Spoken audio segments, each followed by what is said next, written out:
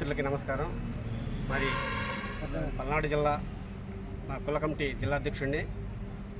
విషయం ఏంటంటే బాలాజీనగర్ తండాలో సుమారు తండా పుట్టి దగ్గర 60 సంవత్సరాల పైవచ్చి కావస్తున్నా కూడా ఇప్పటికీ ఆ తండా మొత్తం సర్వే మీద 666 సర్వేలో ఉన్న స్థలాన్ని కాట్రాజు సాంబయ్య నాయక్ అనే వ్యక్తి 666 2B2 కింద ఒక పట్ట సృష్టించి ఆ పట్టను తీసుకొచ్చి ఆధారంగా తండాలో ఉన్నటువంటి జనాల్ని డివైడ్ చేసి వాళ్ళ దగ్గర ఉన్న పట్ట ఆధారాన్ని కబ్జా చేసేసుకొని కొంతమంది బ్లాక్మెయిల్ చేసి వాళ్ళ మీద కొంతమంది కొట్లాట కేసులు పాలు చేసి భయాందోళనకు గురి చేసి ఈ విషయాన్ని తండాలో ప్రతి ఒక్కరి మీద కేసులు పెట్టి ఇబ్బంది పెడుతూ అందరినీ భయాందోళనకు గురి చేస్తున్నాడు.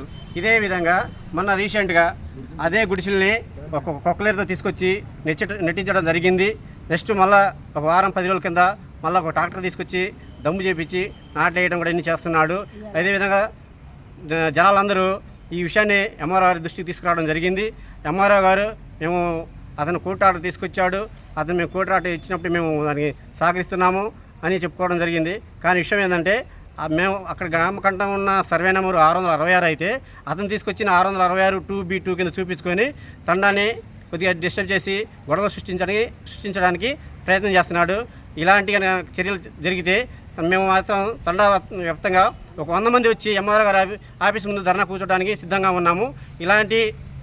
ఇలాంటి తరలు మరలా జరగకుండా ఉండటానికి ఎంఆర్ఓ గారికి ఒక మెమోరాండం ఇవ్వడం జరుగుతుంది. కావున ఎంఆర్ఓ గారు మా మీద దయించి ఇది ఎంతవరకు ఉన్నది దీన్ని సర్వే చేసి దీని మీద కఠిన చర్యలు తీసుకొని అతనిని ఒక ఉద్దేశపరంగా అతను ఏదైతే చేస్తున్నాడో అతన్ని చేసుకోమని చెప్పండి. మా ఉన్న గుడిసెల్లో అతను రానికుండా కొద్దిగా ఎంఆర్ఓ గారిని రిక్వెస్ట్ చేస్తున్నాం. Thank you sir.